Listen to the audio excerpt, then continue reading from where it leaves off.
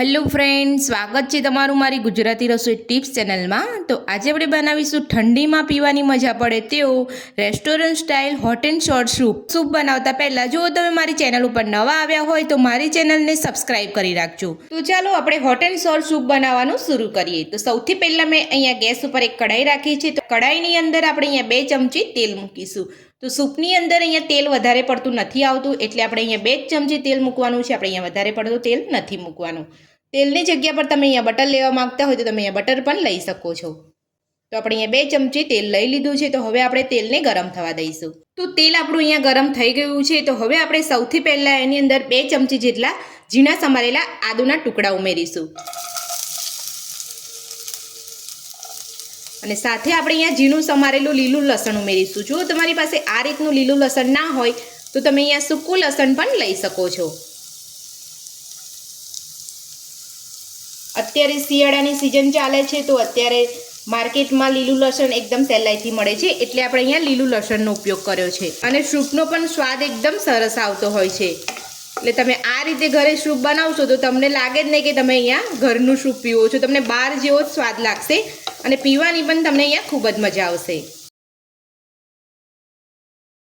તો આદુ લસણ અહીંયા સતળાઈ ગયા છે। તો હવે આપણે એમાં ઝીણી સમારેલી ફણસી ઉમેરીશું અને એ જ રીતે આપણે અહીંયા ઝીણી સમારેલી લીલી ડુંગળી ઉમેરીશું।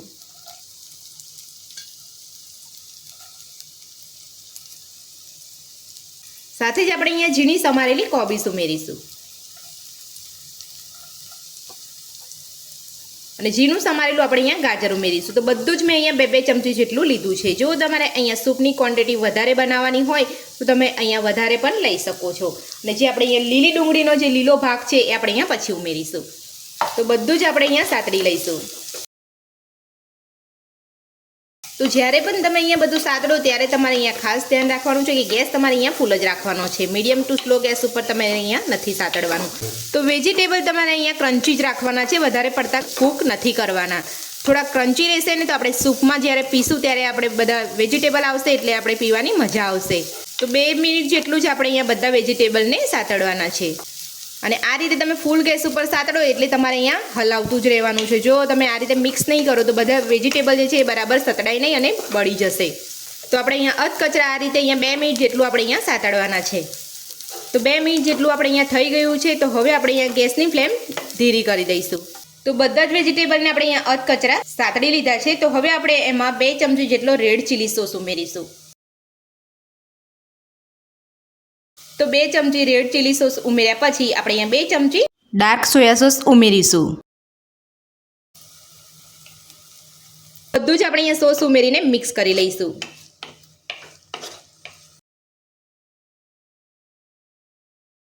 તો બધું જ આપણે અહીંયા મિક્સ કરી લીધું છે। તો હવે આપણે એમાં 1.5 ગ્લાસ જેટલું પાણી ઉમેરીશું।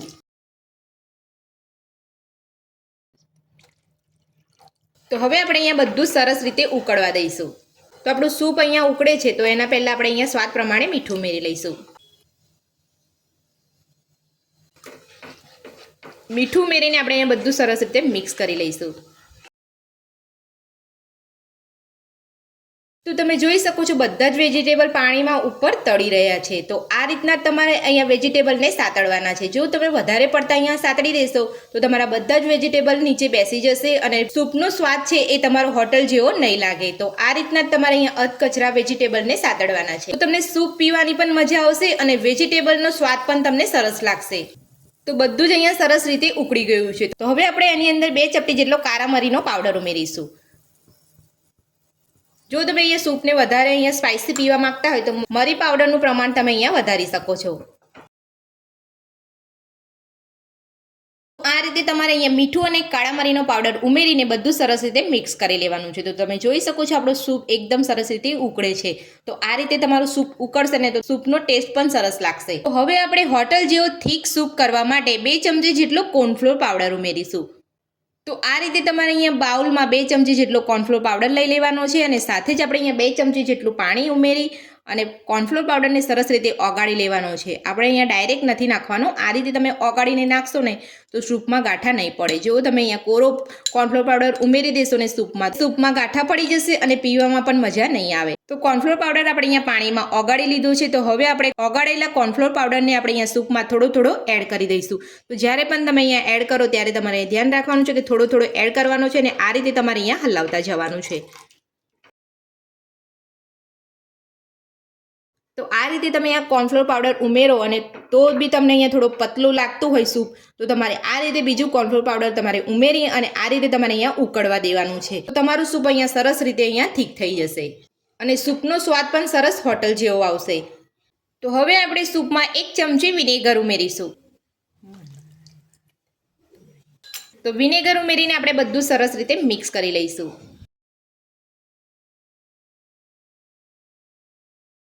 તો સૂપ આપણું અહીંયા સરસ રીતે ઉકળે છે. તો હવે આપણે એમાં લીલી ડુંગળીનો લીલો ભાગ 1 ચમચી જેટલું આપણે ઉમેરીશું અને સાથે જ આપણે અહીંયા થોડા લીલા ધાણા ઉમેરીશું અને સૂપને આપણે અહીંયા સરસ રીતે ઉકળવા દઈશું.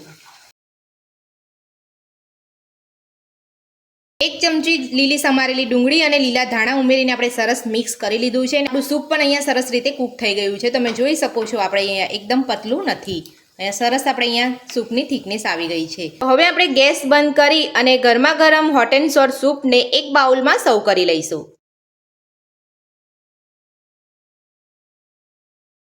તો ઠંડીમાં પીવાની મજા પડે તેવો રેસ્ટોરન્ટ સ્ટાઇલ હોટ એન્ડ સોર સૂપ બનીને આપણો તૈયાર છે. તો હોટ એન્ડ સોર સૂપ બનાવવાની રીત તમને મારી કેવી લાગી મને કોમેન્ટ બોક્સમાં જરૂરથી જણાવજો. આજની રેસીપી પસંદ આવી હોય તો વિડીયોને લાઇક કરજો, ચેનલને સબસ્ક્રાઇબ કરજો, તમારા મિત્રોને જરૂરથી શેર કરજો. Thank you.